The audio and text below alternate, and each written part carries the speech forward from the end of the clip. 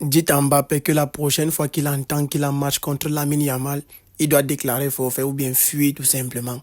Salut la communauté foot. Voilà, débrief Espagne contre la France qui s'est soldé par 5 buts à 4. Un match très très bluffant, très très ambiant, voilà. 9 buts dans une rencontre, waouh. Premier mi-temps, masterclass de l'Espagne. Deuxième mi-temps, masterclass de l'Espagne. Masterclass de la France aussi. Donc voilà, on va revenir sur quelques petites choses. Parce que déjà, commençons par la composition d'équipe. Quand tu vois la rentrée de Cherki aujourd'hui, tu te demandes comment c'est possible qu'il ait débuté sur le banc. Comment c'est possible? Quand tu vois le match de Désiré Doué aujourd'hui, méconnaissable, pas possible. C'est à quel moment que lui, il a été sélectionné pour l'équipe de France avant Cherki, que Barcola a été sélectionné à l'équipe de France avant Cherki. C'est-à-dire que vraiment, les Français, vous ferez... J'ai encore dit ça sur ma précédente vidéo où je parlais du fait que... où je parlais des propos de Deschamps. La vidéo que j'ai sortie avant-hier. Donc voilà, quand tu vois le 11, déjà, malgré tout, le 11 m'a quand même hypé. Parce que bon, Doué était sur une finale de Ligue des Champions exceptionnelle. Tu as Dembélé, tu as du Mbappé, tu as du Olysée aussi que je voulais voir titulaire. Mais la compo m'a hypé, mais jusqu'au moment où je voulais voir l'animation offensive. Je voulais voir c'est quelle animation offensive Deschamps allait utiliser. Il nous met Olysée en 10. Il excelle Dembélé. Donc, il exile Dembélé là-bas à droite. Il fait jouer Doué à gauche, Mbappé en pointe. Il a tout gâté. La meilleure compo, si tu veux faire jouer les cadres. Parce que pour moi, Doué devait commencer sur le banc et il devait jouer avec les trois devant. Mais tu devais jouer Olysée à gauche, Dembélé à l'axe et Mbappé à gauche. Parce que Dembélé peut presser, Dembélé peut redescendre, jouer, peut créer le jeu, peut faire les transversales sur le côté. Mbappé est un très bon joueur de football. Mais sachez que c'est un joueur qui pense plus à sa gueule personnelle qu'au bien collectif. Qu'il le veuille ou pas, c'est comme ça que son jeu est. Son jeu exige tous les ballons, que tous les ballons doivent passer par lui. Mais finalement, il ne fait pas gagner son équipe. Parce que quand tu vois, par exemple, le nombre de ballons qui sont passés par lui, mais chaque fois que Dembélé arrivait à se retrouver dans l'axe, tu sentais le danger. Imaginez si Dembélé avait fait tout le match à l'axe. Imaginez un peu. Parce que chaque fois que Dembélé se retrouve à l'axe, que ce soit l'action où il est hors jeu, que ce soit l'action même où il est sur son côté là-bas, où il fait un crochet avant de frapper, il a fait tellement d'actions, notamment quand il revenait dans l'axe. Mais sinon, en première mi-temps, il était exilé sur le côté droit là-bas. C'est à peine s'il est entré dans l'axe parce que Mbappé bouffe tout l'espace central. Et ça, c'est la faute à Deschamps. C'est la faute à Deschamps. Parce que s'il faisait Olysée à droite, Dembélé à l'axe, Mbappé à gauche, tous les joueurs allaient être à l'aise. Les fans du Real Madrid, vous n'avez pas cessé de crier toute l'année que Mbappé n'est pas un neuf, il est mieux à gauche. Qu'est-ce qu'il fait aujourd'hui à l'axe?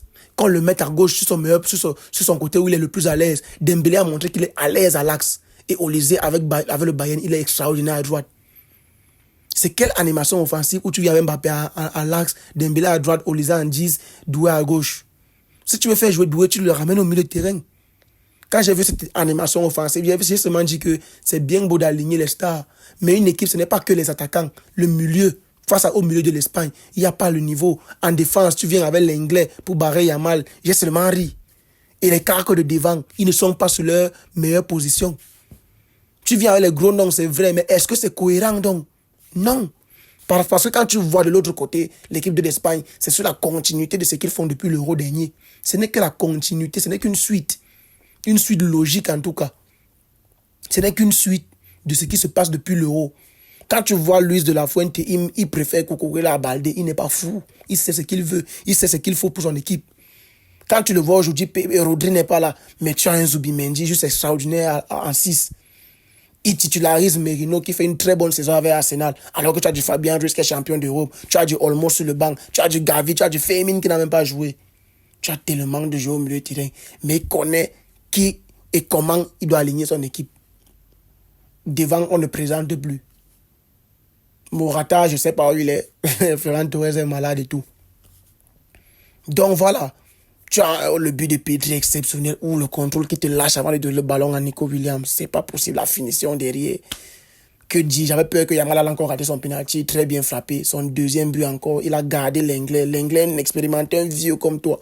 Un enfant de 17 ans, te met mal à l'aise. Nico Williams sur son but. Praline sous la barre. Exceptionnel le match de Nico Williams. Lamine Yamal MVP. Oyarzabal aussi a fait de très belles choses. À un moment donné, il fait un baptême là au milieu de terrain, c'était juste waouh. Pedri, est-ce qu'on doit encore présenter le meilleur milieu du monde? Merino aussi qui fait son match, il est buteur. Zubimendi qui est là. Derrière, tu as le Normand. Tu as Eysen, propre à la relance et tout. Les latéraux, Pedro Porro, Cucurella, des malades, ils battent comme des chiens. Le gardien, qu'est-ce que je dois encore dire? Unai Simon, ce soir, il est extraordinaire. Il connaît d'abord l'anticipation. Avant même que tu n'as frappé, il a déjà plongé, il sait que tu vas mettre là-bas. Combien de fois Mbappé a essayé de frapper aujourd'hui, il était déjà sur le Mbappé. Dembélé a essayé, il était déjà là. Dembélé a un temps, même où l'action il est hors jeu, il essaye le lob, il est déjà là. Unai Simon est extraordinaire. Les gens vont dire que bon, Maignan sur le but de Yamal et tout. Vous voulez qu'il fasse quoi? Tu as l'anglais en défense. Tu veux bien qu'il fasse quoi? Tu veux bien qu'il fasse quoi? Quand Deschamps relègue l'importance collective au second plan pour faire briller Mbappé à tous les prix et à tout prix, jusqu'à il vient reléguer, gagner la Ligue des Champions en deuxième plan et mettre en avant un joueur qui est dans un club, dans une phase d'adaptation, dans un nouveau club, et il est solide. Les conneries. Si vous ne chassez pas Deschamps maintenant, je ne sais pas. Parce qu'aujourd'hui, c'est Cherki qui vient sauver l'honneur de la France. C'est Cherki qui vient sauver l'honneur de la France. C'était à 5-1. Dembélé méconnaissable. Il va jouer quoi quand tu l'exiles au côté droit là-bas? C'est là où tu comprends que le coach a son importance. Regardez comment Dembélé masterclass avec le PSG. Il arrive aujourd'hui en équipe de France. Et je savais. Vous ne pouvez pas compter sur l'équipe de France pour donner les points à Dembélé pour le ballon d'or. Parce que de un, même ses coéquipiers ont du mal à dire que c'est lui qui mérite. Parce qu'ils veulent tous sucer Mbappé derrière. Le coach, c'est encore pire, je n'en parle même pas. Et même dans les meilleures dispositions, on fait tout pour que Mbappé soit à l'aise, au détriment des autres, au détriment du bien collectif. Cherki, aujourd'hui, regardez son but. Magnifique. Magnifique. On vient dire que non, Mbappé est le joueur qui est le plus décisif dans l'histoire de l'équipe de France, avec je ne sais combien de buts. Quand tu vois son match, ça ressemble à quoi? Cherki a autant brillé aujourd'hui parce qu'il n'était pas là pour dire que je joue pour Mbappé. Il était là pour jouer pour lui. Il était là pour montrer que je mérite d'être dans cette équipe de France titulaire. Et on a vu les fruits. Passeur décisif, buteur, le but. Merde. On dirait Zidane contre Leverkusen en 2002. Il n'était pas là pour systématiquement chercher Mbappé. Il n'était pas là pour systématiquement chercher Mbappé. Et il a sonné la révolte. Vous venez jouer pour faire plaisir à Mbappé ou bien vous voulez gagner des compétitions. C'est vrai, l'Espagne est très forte. Mais gars, la France, avec tous les gros stars qu'ils ont, ils pouvaient faire quelque chose, ils pouvaient proposer un match mieux et plus équilibré que ça. Parce que le match a été tellement déséquilibré au niveau où ça n'avait pas de sens. Il a fallu qu'on fasse sortir la moitié de l'équipe et que et que l'équipe de l'Espagne soit maintenant relâchée pour que la France commence à venir jouer aussi avec ses remplaçants et tout. Tu as un Kolo Muani qui ne peut même pas cadrer une frappe. Après un magnifique travail de Barcola sur le côté. Barcola qui accélère et tout. Fait une passe à Kolo Muani, tire dans les gradins. Tu vas aller où avec ce genre de joueur là? Tu vas aller où avec? Tu as les Cherki sur le banc. Il entre tes portes. La prochaine compétition, il va encore commencer à les Cherki au banc. Parce que Deschamps a cette chose que il veut toujours faire jouer les gens avec qui il a habitué à jouer depuis. À un moment donné, tu dois porter tes coronesses et faire des choix forts. Oui, c'est la première sélection de Cherki. Mais regarde à l'heure qu'il entre. Et regarde ce qu'il t'a apporté. Tu dois avoir des regrets. D'avoir fait jouer Mbappé à l'axe au lieu de Dembélé, tu dois avoir des regrets.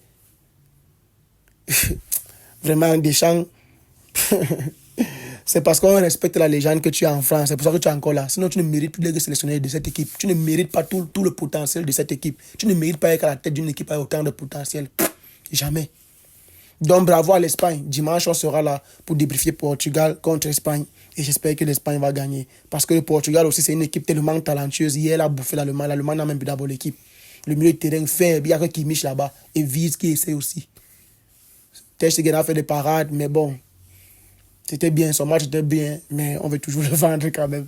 Ça va rien changer. Voilà, donc le Portugal aussi, une équipe avec autant de talent. Très talentueuse. Avec autant de joueurs.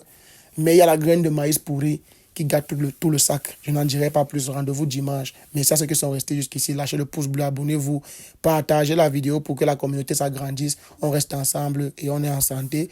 Voilà. On se capte aux prochaines vidéos. Peace.